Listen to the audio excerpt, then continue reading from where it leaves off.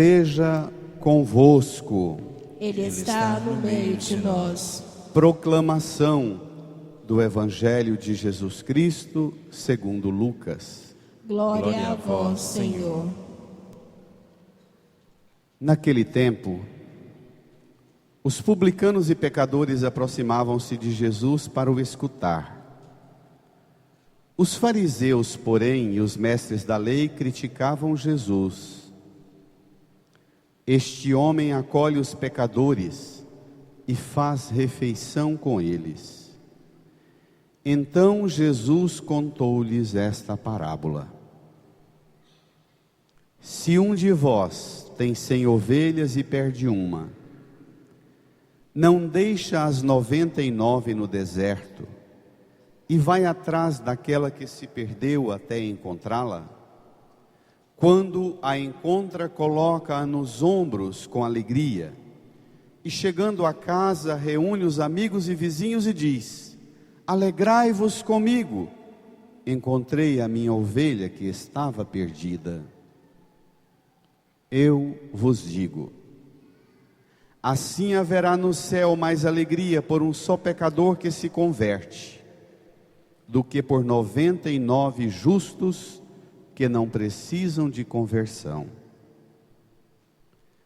E se uma mulher tem 10 moedas de prata e perde uma, não acende uma lâmpada, varre a casa e a procura cuidadosamente até encontrá-la? Quando a encontra, reúne as amigas e vizinhas e diz: alegrai-vos comigo, encontrei a moeda que tinha perdido. Por isso eu vos digo, haverá alegria entre os anjos de Deus por um só pecador que se converte. Palavra da salvação. Glória a vós, Senhor.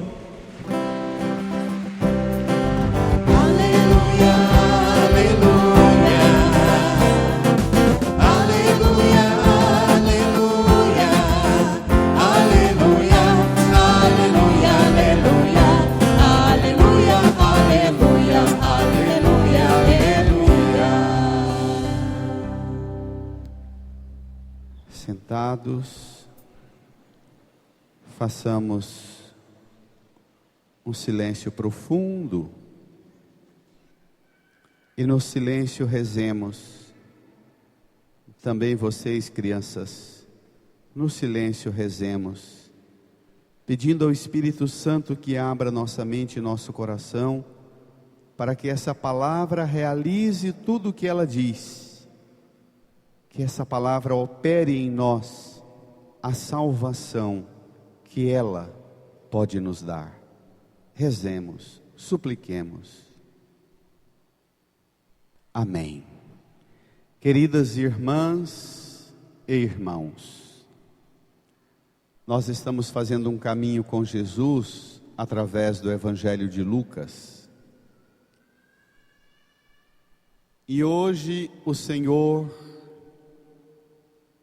põe-nos diante daquilo que para Ele é a causa da sua vida. Domingo passado, Jesus chamava a gente a renunciar tudo, a tomar a cruz e segui-lo. E nós meditávamos o mistério de que a cruz ensina a gente que ela é a causa com que Cristo abraçou a vontade de Deus em revelar para nós o amor de Deus. E mostrando para nós o amor de Deus, Cristo apresenta para nós o plano que Deus tem para nós. Hoje Jesus fala que esse plano envolve aquelas pessoas que estão perdidas no mundo, no pecado. E envolve também aquelas pessoas que se julgam salvas. Vamos ao Evangelho, número 9 do seu folheto, capítulo 15 de Lucas. O Evangelho de Lucas, o capítulo 15, é chamado de, por alguns estudiosos, de o livro da misericórdia, como se o capítulo 15 fosse um livro só. Porque tem nesse capítulo 3 histórias muito claras da parte de Jesus, que não deve ficar nenhuma dúvida sobre quem Ele é e o que é que Ele veio fazer nesse mundo. Vamos lá? Naquele tempo, leia comigo, os publicanos e pecadores aproximavam-se de Jesus para o escutar. Para lá. Espera um minuto. Wilson, essa caixa está dando um chiado, se tiver como arrumar. Jesus pregando, e de repente chega perto dele 2 tipos de gente. Quem são? Os publicanos e os pecadores. Que categoria de gente é essa que Lucas chama de publicanos e pecadores? Na terra de Jesus, lá em Israel, como nos dias de hoje, as pessoas gostavam de rotular umas às outras. Rotular. O preconceito faz a gente pôr rótulo nas pessoas, não é? Pelo que a gente sabe, pelo que a gente supõe, pelo que a gente acha que sabe, a gente põe rótulo nos outros. Os publicanos, também na sua Bíblia, se você ler lá, provavelmente vai traduzir como os cobradores de impostos. São funcionários do Império Romano. O Império Romano entrou no país de Jesus, na terra de Jesus, Israel, invadiu o país, colocou o exército para vigiar ao redor todinho e dentro do país. E o imperador nomeou um monte de servidores públicos que tinham um papel de cobrar impostos. Esse povo era odiado demais, por várias razões. Não só porque chegava na casa das pessoas, ou na loja, ou lá na roça, para avaliar qual o tamanho da sua casa, da sua terra, da sua loja, das suas criações, e anotava quanto de imposto você ia pagar. Eles eram odiados não só por isso, mas também por isso. Mas eles eram, além de fiscais do imposto, eles eram estrangeiros. Uma pessoa, para ser funcionário do imperador, ela tinha que fazer uma seguinte profissão de fé. Ela tinha que dizer que acreditava que o imperador era Deus. E se o imperador passasse na frente dela, ela prostrava-se diante do imperador, deitava no chão, para reconhecer que ele era Deus. Então, o povo lá de Israel, que prestavam o culto ao Deus único no templo e na sinagoga, tinham pavor dessa gente, achava que esse tipo de gente era o pior tipo do mundo, porque era pagão, prestava culto a uma pessoa humana, um imperador, e ainda estrangeiro, que vinha para cá, para o país, para arrancar dinheiro, o imposto, para mandar lá para o imperador. E também tem mais ou menos, eu vou ser bem extravagante na comparação, mas eu preciso de apelar para uma extravagância. Nós padres, e vocês os mais velhos aqui da comunidade sabem, quando um padre numa paróquia chega, ou está vivendo na paróquia, e de repente começa a aparecer gente nova, tantas pessoas novatas vindo hoje na missa, aí vem uma pessoa na porta da igreja e diz assim: padre, eu morava em tal lugar, mudei para cá e quero colaborar em algum serviço. Aí a pessoa começa a ajudar alguma coisa na igreja. Os mais velhos dizem assim: quem é aquele povo que está ajudando lá na igreja? Nunca vi aqui não. Aqueles mais ciumentos da igreja falam: daqui não é, porque nunca vi nem Canedo nem na igreja. Aí começa aquele fuxico assim. Aí alguém diz: diz que esse povo morava em tal lugar. Eu conheço fulano daquela cidade, daquela comunidade, daquela paróquia, que eu vou fazer levantar a ficha, porque gente boa não é. Nós comumente não gostamos, seja no ambiente de trabalho, um vizinho quando muda para perto da gente, a primeira reação da gente é de pôr rótulo, não é? E dizer: não presta. Como é que o padre está dando confiança para esse povo que nem é daqui, nem conhece? É mais ou menos isso. Isso eram os publicanos. Os pecadores era assim. Também é muito comum nós padres vimos para uma paróquia, chega aqui, a gente não conhece as pessoas, e graças a Deus, às vezes não conhece, para chegar e tratar todo mundo com o mesmo pé de igualdade.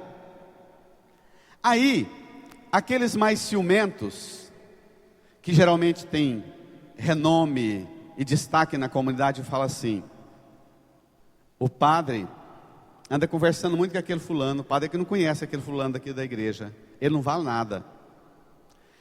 Ele não presta, a família dele nunca prestou, alguém tem que avisar para o padre. A família dele nunca prestou, daquele camarada, daquela pessoa que está ajudando na igreja. A mãe dela, o pai dela não valia nada, o vô dela, é dos antigos aqui, não vale nada. Então, os cobradores de impostos ou os publicanos eram os rotulados que não valiam nada porque veio de fora.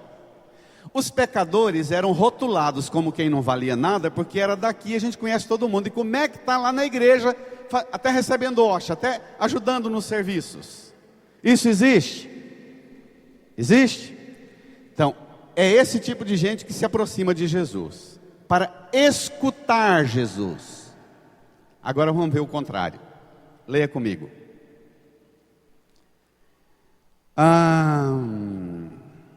Versículo 2, leia. Os fariseus, porém, e os mestres da lei, criticavam Jesus, dizendo o quê? Este homem acolhe os pecadores e faz refeição com eles. Os fariseus e mestres da lei, dentro da religião judaica, da religião que Jesus, Nossa Senhora, São José viveram, da comunidade de fé que a Sagrada Família viveu, os fariseus e os mestres da lei, hoje se a gente chama alguém de fariseu parece que a gente está xingando, mas no tempo de Jesus, chamar alguém de fariseu era um título de honraria. Para receber o título de fariseu numa comunidade, dentro da comunidade judaica, tinha que ser alguém que passava por um monte de critérios. Era um título de honraria dentro da comunidade de fé. Hoje poderíamos dizer dentro da paróquia. Os fariseus eram um tipo de ministros da palavra, de catequistas, de propagadores da fé. Para ser fariseu tinha que ser homem, tinha que ser rico, porque ser pobre era sinal de atraso e de castigo. Tinha que ser são, fisicamente sem nenhuma deficiência.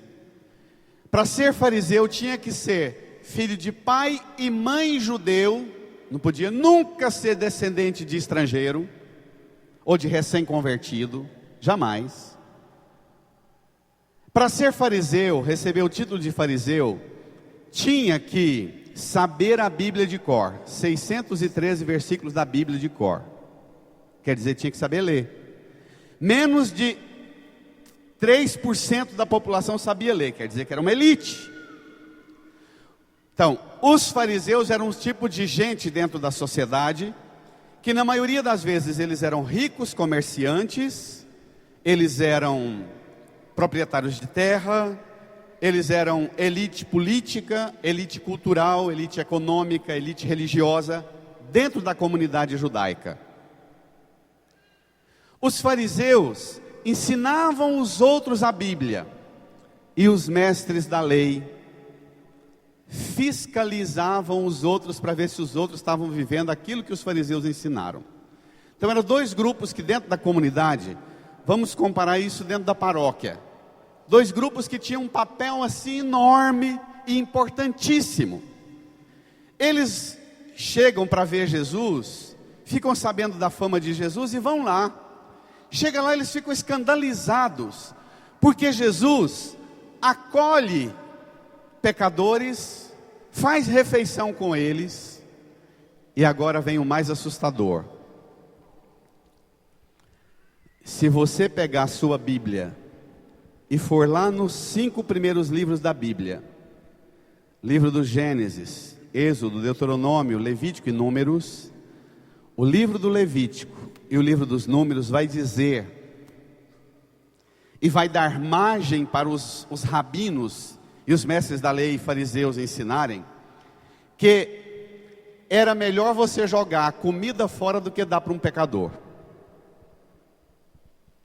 Era melhor você tacar fogo na sua casa do que trazer um pagão, como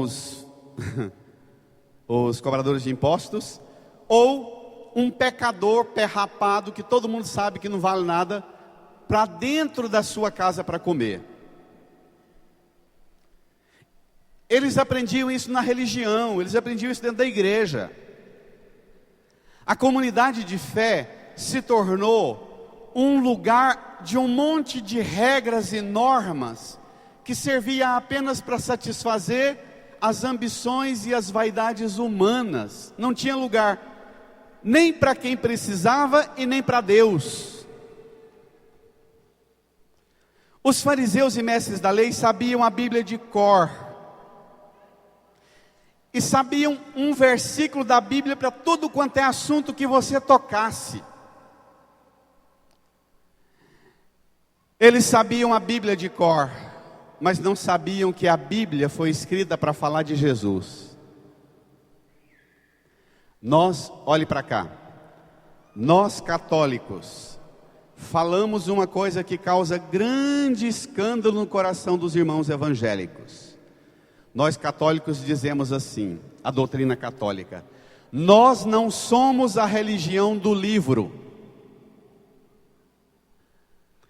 Nós não somos a religião das leis e normas da Bíblia. Sabe por quê? Porque quando nós abrimos a Bíblia, nós não encontramos leis, normas e regras. Quando nós encontramos a Bíblia, qualquer versículo que a gente lê, deve nos apresentar uma pessoa, Jesus. Quando nós lemos a Bíblia, a primeira leitura, o Salmo, a segunda leitura, o Evangelho, nós vamos ao encontro de uma pessoa, Jesus. Aí nós podemos fechar o livro e conversar com Jesus, e ouvir Jesus, e receber de Jesus a orientação para a nossa vida.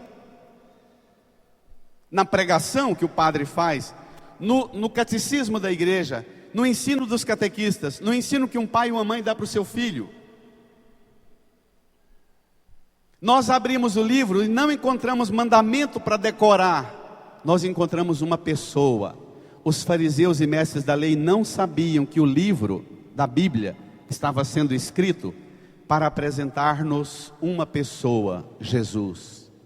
Por isso eles olham para Jesus e dizem: esse cara não vale nada, presta atenção, chegou aqui na paróquia agora e já está recebendo gente que nem daqui é, ainda está convivendo com pecadores que nós sabemos, nós mais antigos dessa paróquia, sabemos que é um povo que não vale nada. Então esse cara não presta. Existe isso? Então presta atenção no que vem agora. Tomem lá comigo.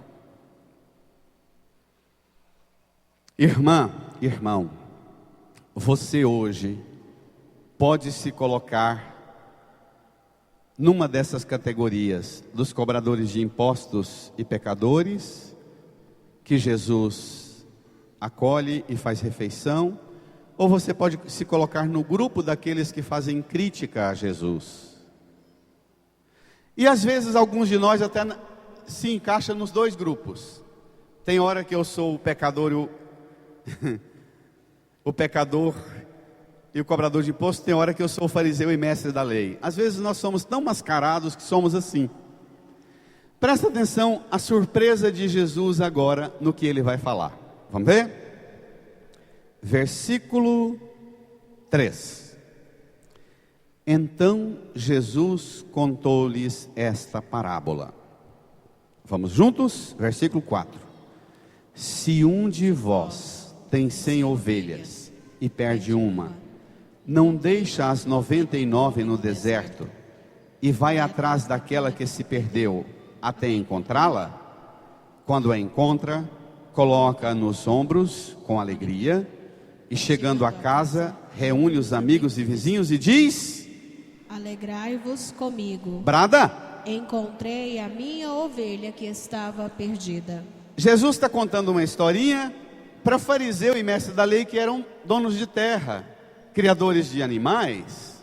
Inclusive, muitos dos fariseus e mestres da lei, eles tinham umas barraquinhas na porta da igreja que vendiam os cabritos, os carneiros, e os bezerros, e o azeite, e a farinha, para as pessoas comprarem e trazer como dízimo e oferta na igreja. Jesus está contando uma historinha para eles, mexendo no bolso deles. Está dizendo: rapaz, vocês que criam cabrito, carneiro, gado, se você tem 100, e uma se perde, você não deixa as 99 e vai atrás daquela que se perdeu até encontrá-la. Quando a encontra, põe no ombro, traz, cheio de alegria, chama os vizinhos e diz: alegrai-vos comigo porque encontrei a ovelha perdida. Versículo 7, leia comigo. Eu vos digo, assim haverá no céu mais alegria por um só pecador que se converte, do que por 99 justos que não precisam de conversão. Irmã, irmão, se você se considera justo, justa, que já convertido, convertida, que não precisa de conversão, a palavra de Deus nunca é para você, a pregação nunca é para você, você está sempre sentado na retaguarda com a sua cadernetinha aqui na mente, anotando todos os erros e defeitos dos outros e de Jesus e dos pregadores. Se você está nesse grupo, Jesus está dizendo para você: eu vim a esse mundo e não vim para você, porque você não precisa de mim. Está claro? Está claro? Jesus diz: há mais alegria no céu,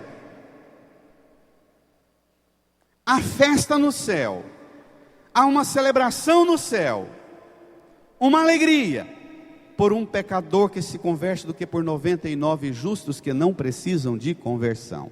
Agora, pode pegar pesado? Pode? Pode mesmo? Se nós olharmos para a nossa casa, para a nossa família, para a igreja,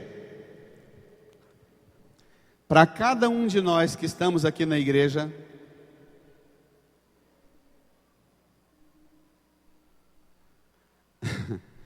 não tem 99 justos lá no curral fechadinho e guardadinho na fé e protegido. Para cada um de nós aqui tem 30, 40, 50, 99 perdido na margaça, muitas vezes igual a nós ou pior do que nós, não tem?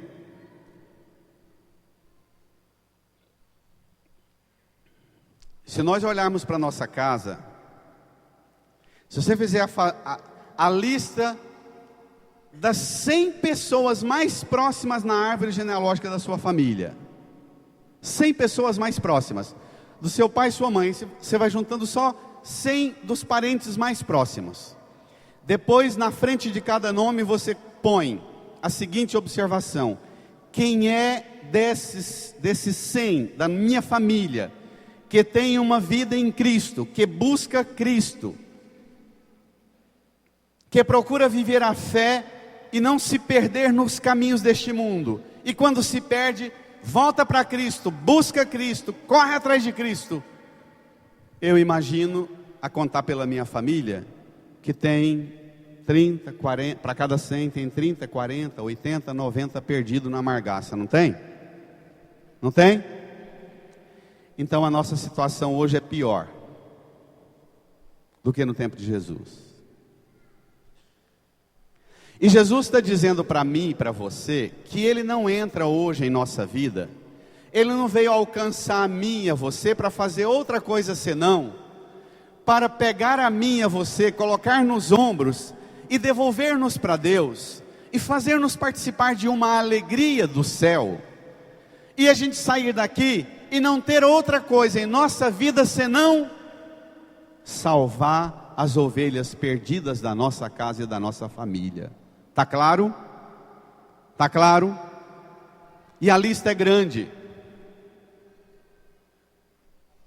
Irmã, irmão, no Brasil, no mundo está fazendo a campanha agora em setembro, de Setembro Amarelo, que é uma campanha de conscientização para o problema da depressão, que tanta gente tem sofrido de depressão no mundo. E uma das maiores causas de suicídio no mundo é a depressão. As pessoas entram em depressão e não sabem que estão com depressão, porque elas vivem um ritmo tão maluco dentro de casa, no casamento, no trabalho, que ela não pode dar atenção para ela não pode. Então ela vai enganando, tomando um remédio, se automedicando, vai com um pensamento positivo que eu vou dar conta, mas é o organismo dela que está entrando em colapso, ela não sabe. Hoje, uma agente de saúde aqui na igreja falou para mim, e depois me mandou no Zap os dados de pesquisa do mundo. A cada 4 segundos, uma pessoa tenta suicídio no mundo. E a cada 40 segundos, uma pessoa suicida no mundo. Em 2012, foram quase 900 mil suicídios no mundo. Só no Brasil, em 2012, foi 11.800, quase 12 mil suicídios em um ano, minha gente. Quer dizer que para cada suicídio cometido, efetivado, para cada suicídio acertado, houve a cada 4, uma tentativa. A cada 40 segundos, um suicida. Quer dizer que para cada 10 tentativas, um suicida. E se 12 mil pessoas tentaram suicídio em 2012 no Brasil, significa que quase 50 mil tentaram suicídio, não é isso? Não é essa a proporção? Pensa. Quer dizer que as pessoas, hoje, o problema mais grave é que as ovelhas estão perdidas, não é indo embora não é fugindo da nossa casa não. As ovelhas estão perdidas e se matando dentro da nossa casa. Dentro da nossa família. Isso para a gente falar do suicídio. Se a gente abrir os dados aqui para falar de gente dependente químico, de droga, de bebida, de comida, de consumo, dependente químico de prazer, de sexo, de tudo quanto é tipo de coisa, nós sairíamos daqui mais alarmados do que consolados. Nós olhamos para o nosso Brasil, que celebrou a independência essa semana, e percebemos que não tem independência ainda, porque há uma dependência da força da morte dominando as ovelhas, o rebanho de Deus nessa pátria. Aí Jesus diz para os fariseus e mestres da lei: acorda! Nós estamos dentro da igreja, querendo apenas cumprir as regras e os rituais, as leis e os decretos, as normas, os costumes e as tradições que estão lá do jeitinho que está na Bíblia, e Jesus diz: acorda, volta para sua casa, corra atrás da ovelha perdida da sua casa. Se nós tratássemos o pai e a mãe, o irmão, a irmã, a esposa e o esposo, do jeito que nós tratamos o nosso carro quando ele estraga, a nossa família seria bem mais feliz, não seria?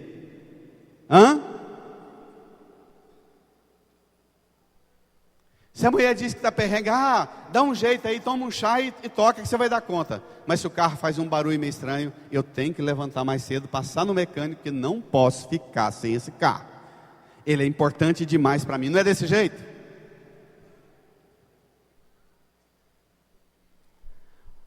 Mas vem mais, presta atenção na historinha que vem agora. Versículo 8.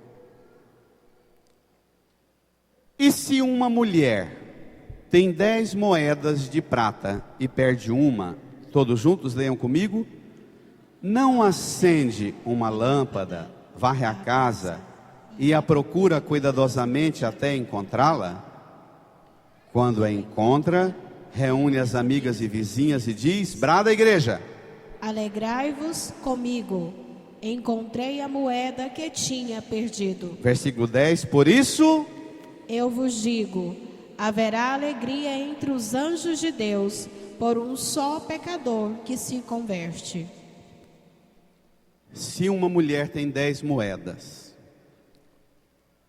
e some uma, o que ela faz? Acende uma lâmpada.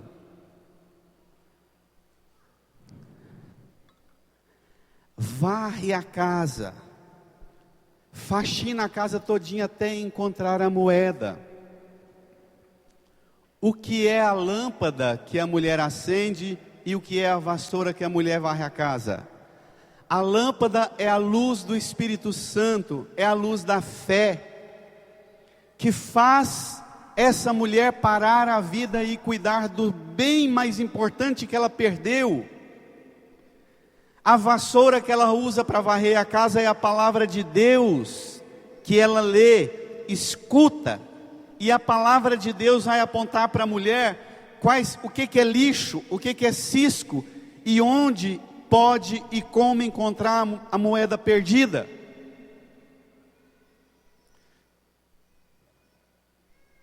Pai, mãe, esposa e esposo, se tem alguém perdido na sua casa, acende a lâmpada.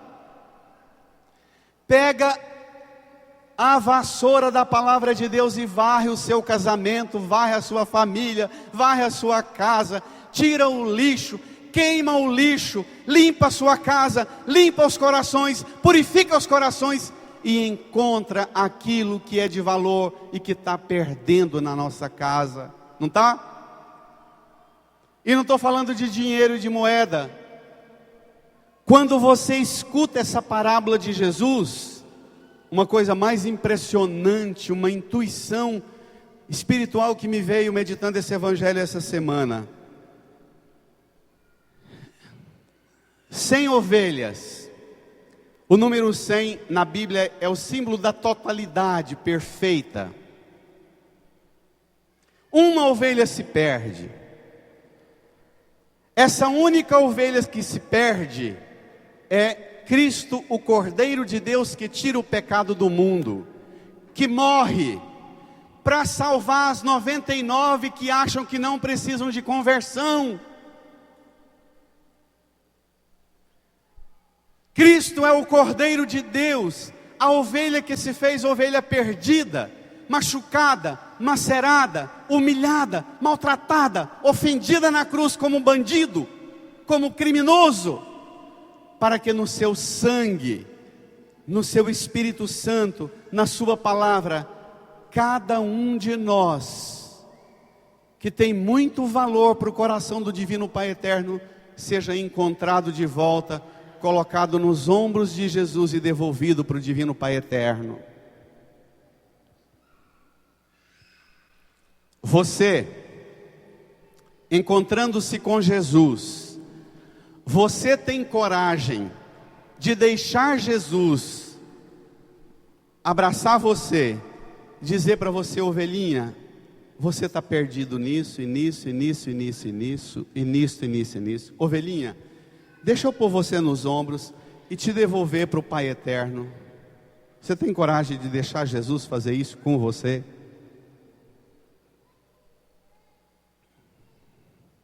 Você tem coragem de deixar sua mãe, geralmente é as mulheres que cuidam mais, né? Você tem coragem de deixar sua mãe ou sua avó sentar com você como um tesouro da sua família, varrer com a palavra de Deus e com a luz do Espírito Santo, com a luz da verdade, com a luz da fé, sentar com você e dizer: meu filho, minha filha, meu neto, minha neta, meu esposo, minha esposa, tira esses lixos, esses ciscos da sua vida, limpa você, tira essa sujeira, essa poeira, devolva você para o tesouro onde Deus guarda, o cofre onde Deus guarda tudo que para Ele é precioso. Meu filho, minha filha, tira a sujeira da sua vida e devolve você para o Sagrado Coração de Jesus.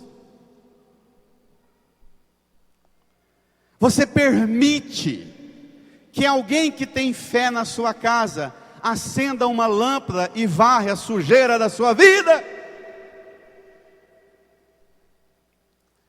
Você é corajosa e corajoso ao ponto de confiar em alguém e permitir que alguém te carregue nos ombros de volta e te devolva para onde você nunca deveria ter saído?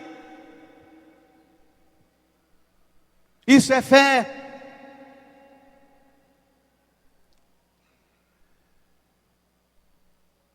Isso é fé. Nós abrimos na Bíblia e não encontramos lei, regra, norma, curso de Bíblia, de liturgia, diploma e título que eu tenho na igreja de padre, de ministro de não sei o que, para ser dono desse trem aqui. Nós abrimos a Bíblia e encontramos Cristo, e Cristo não faz outra coisa conosco senão pôr-nos nos seus ombros e nos devolver ao Pai. É essa a obra dele. Se você se considera certinha, certinho, ao ponto de julgar todo mundo, até julgar Cristo, saiba de uma coisa: você pode continuar praticando religião como os fariseus e mestres da lei. Você vai se consolar e se vai descer com todas as suas práticas religiosas, com tudo que você faz muito bem, mas você nunca vai experimentar no seu coração a alegria do céu, por ter sido encontrado por Jesus e carregado por Jesus e devolvido por Jesus ao coração do divino Pai eterno. Prática religiosa, tradições e costumes religiosos é muito abaixo de abrir a Bíblia, encontrar Cristo e deixar Cristo te devolver para o cofre de onde você se perdeu e foi parar no lixo do mundo.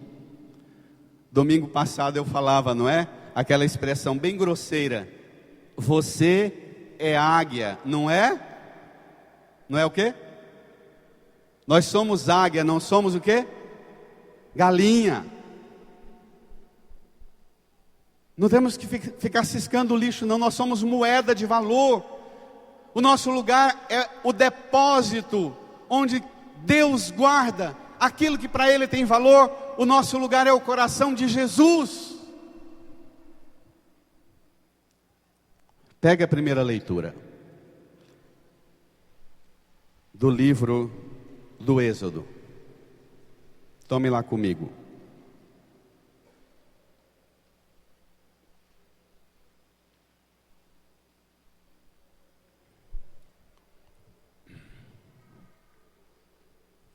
Naqueles dias o Senhor falou a Moisés: vai, desce, pois corrompeu-se o teu povo, que tiraste da terra do Egito. Deus falando para Moisés que o povo de Moisés se corrompeu. Deus não fala assim: o meu povo se corrompeu. Fala para Moisés: vai, desce da montanha, Moisés, e corrompeu-se o seu povo, que você tirou do Egito. Bem depressa desviaram do caminho que lhes prescrevi. Fizeram para si um bezerro de metal fundido, inclinaram-se em adoração diante dele e ofereceram-lhe sacrifícios, dizendo, leia comigo: estes são os teus deuses, Israel, que te fizeram sair do Egito. E o Senhor disse ainda a Moisés, leia: vejo que este é um povo de cabeça dura. Deus Deus fala para Moisés que o povo que Moisés apacenta e cuida é um povo de cabeça dura e um povo corrupto, um povo que se corrompeu. Hoje eu me encontrei com 4 candidatos, inclusive de oposição aqui no Canedo. Eles diziam para mim: padre, a coisa mais difícil na campanha eleitoral, sabe o que é? A gente chega numa pessoa para pedir voto, ela diz assim para mim: me dá um vale 20 litros de gasolina que eu voto no você. E está assim mesmo. Não é só candidato que está tudo corrupto, não. Somos nós os eleitores que somos um bando de corruptos. Eleitor corrupto elege candidato corrupto. E se tem tantos eleitos corruptos, é porque somos um povo corrupto, de cabeça dura. E que Deus diz a Moisés: estou desistindo dessa cambada.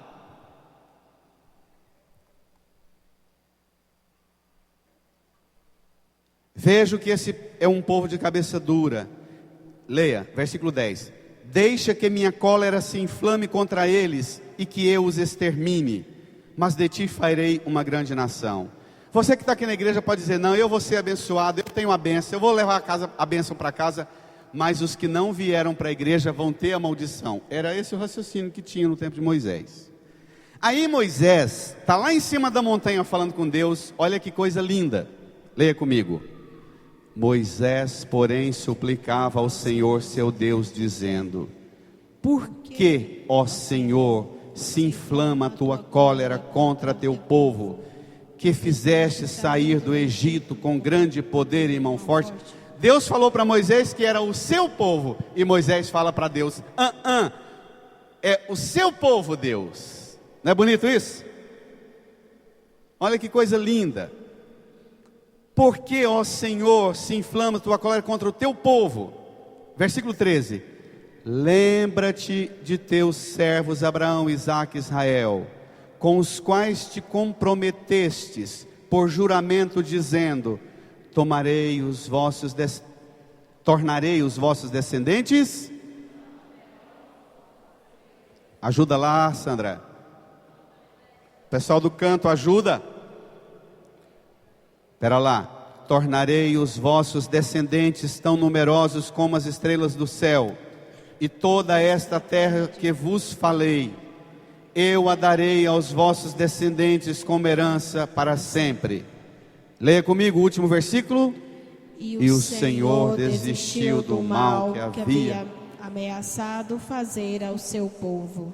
O povo do Antigo Testamento achava que tinha uma turma que Deus mandava ameaça e desgraça, e tinha outra turma que Deus mandava bênção e graça. Olha aqui para a cruz. Aqui na cruz. Olha aqui para a cruz. Estenda a sua mão aqui para a cruz de Jesus. Crianças, vocês também, bonito. Crianças, estenda a mãozinha para cá. Digam comigo bem bonito, igreja. Na cruz, Jesus revela que o Pai misericordioso, o divino Pai eterno, nunca pensou, nunca planejou mandar o mal sobre nós, mandar ameaça sobre nós. Aos pés da cruz, não fica ninguém sem a bênção. Jesus, derrame o seu sangue sobre mim. Sara as feridas da minha corrupção. Cura-me de toda a cabeça dura. Por seu sangue, salva-me. E ajuda-me a voltar para casa. Descer da montanha. E anunciar a sua palavra. Às ovelhas que estão lá. As que estão perdidas.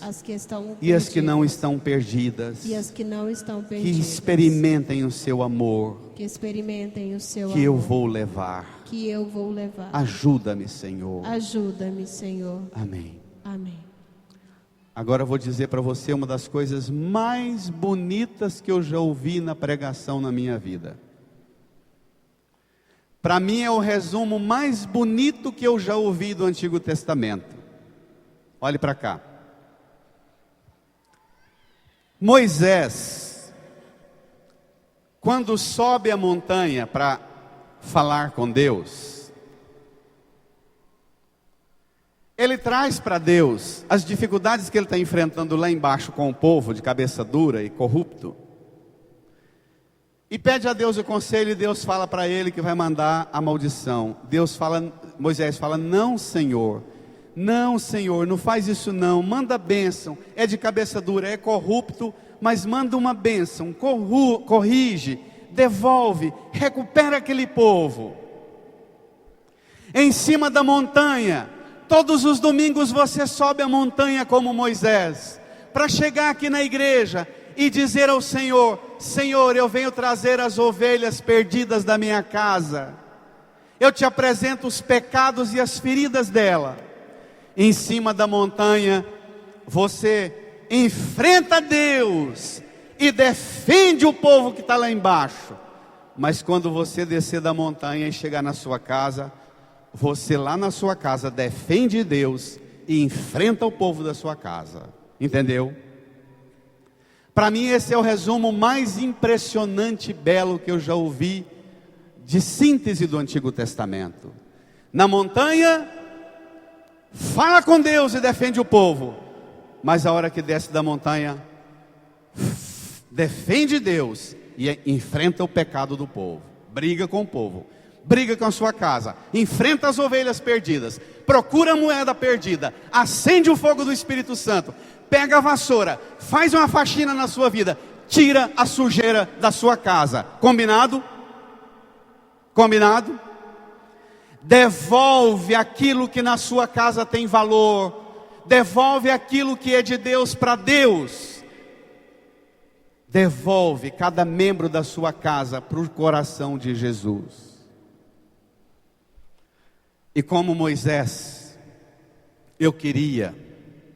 como Jesus, eu queria propor a você, irmã, irmão aqui na igreja, e a quem nos acompanha pela internet, que você experimentasse agora a alegria de Jesus procurando você até te encontrar.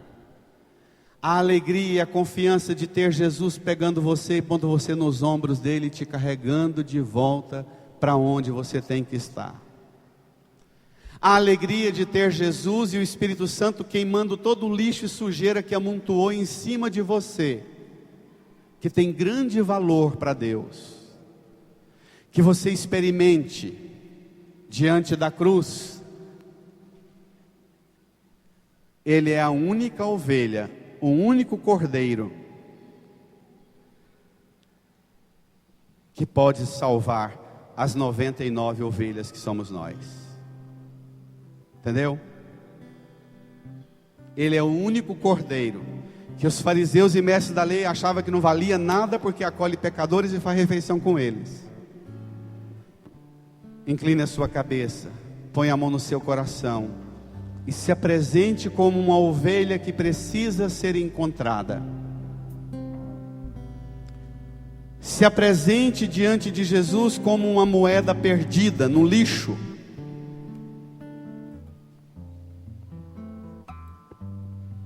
Diga: Jesus, me encontra, Jesus, me acha, Jesus, me alcança, Jesus, me põe nos seus ombros, Jesus, me devolve para a comunhão com o Pai eterno, Jesus. Jesus, põe sobre mim uma unção, para que eu volte para minha casa hoje, com uma unção, capaz de recuperar as ovelhas que estão perdidas lá em casa, capaz de cuidar das ovelhas que não estão perdidas e precisam de cuidado para não se perderem, Jesus. Não permita que eu desça da montanha sem a bênção que eu preciso para levar para minha casa, para minha família, para tirar do lixo quem está no lixo, para tirar do mundo perdido quem está perdido. Põe sua mão sobre mim, Senhor. Põe-me nos seus ombros, Jesus.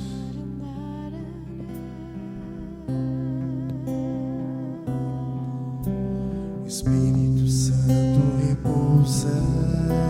Espírito Santo repousa. Espírito Santo repousa. Espírito Santo repousa. Espírito Santo repousa. Espírito Santo repousa sobre nós, sobre todos nós. Espírito Santo repousa sobre nós, sobre todos nós. Espírito Santo repousa sobre. Espírito Santo repousa. Espírito Santo repousa. Espírito Santo repousa. Espírito Santo repousa. Espírito Santo repousa. Espírito Santo repousa.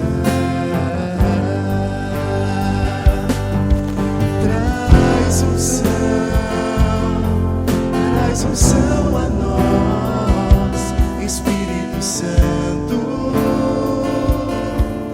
repousa. Vem curar nossos corações, Espírito Santo repousa sobre nós. Vem, Espírito de Deus. Espírito Santo Vem, fogo do Espírito Santo. Vem iluminar nossa vida. repousa. Vem revelar para nós nossa corrupção. Espírito Santo repousa. Vem, Espírito Santo, mostrar nossa cabeça dura, que não se abre para a verdade do Evangelho, da salvação. Vem, Espírito. Não permita que sejamos fariseus e mestres da lei, que só sabem apontar os pecados dos outros. Vem, Espírito Santo. Mostra para nós em que estamos perdidos. Mostra para nós em que estamos no lixo, na sujeira desse mundo.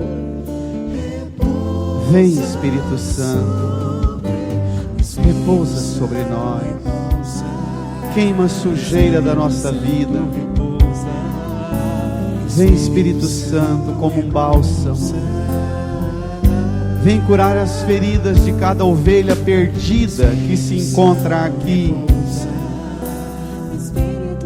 Põe cada um de nós nos ombros de Jesus, o bom pastor, e devolve-nos na comunhão da igreja, na comunhão com o Pai.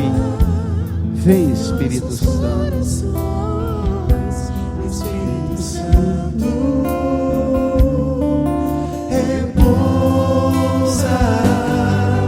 Vem curar nossos corações, Espírito Santo repousa sobre. Fique de pé, toda a igreja.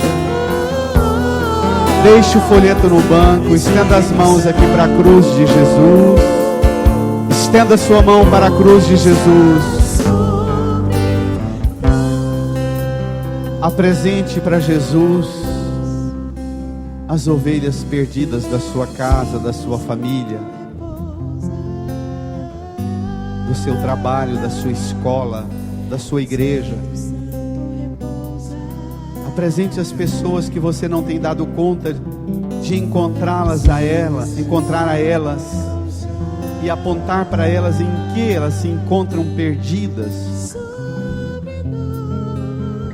Põe aos pés da cruz de Jesus e peça o sangue de Jesus para lavar e curar as feridas de todas as ovelhas da sua casa, da sua família,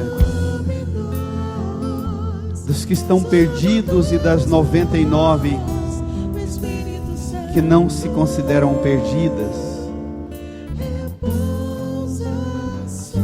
e acham que não precisam de Jesus e nem da igreja e nem de ajuda. Entrega a sua família a Jesus. Diga a Jesus: Senhor, não permita que eu desça a montanha como Moisés, sem levar uma palavra de bênção, de cura e de restauração para minha casa, para o meu povo, para minha família, que não é um povo meu, mas é teu, Senhor. Não permita que eu desça a montanha levando uma palavra de ameaça, mas uma palavra de bênção e salvação para minha família, que é sua família, Jesus. Restaura, repousa sobre cada ovelha da minha casa uma nova unção. Restaura, Senhor. Vá falando com o Senhor, abra seu coração, vá conversando com o Senhor. Intercede por sua família, por sua casa. Interceda pelas ovelhas perdidas, feridas, machucadas,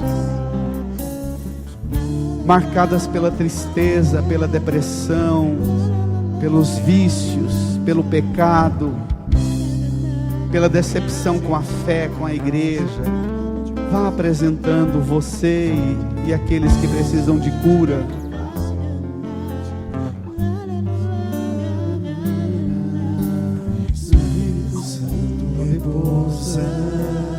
Repousa, Senhor. Repousa sua unção, sua bênção sobre nós. Cura-nos e restaura-nos, Senhor. Restaura, Senhor.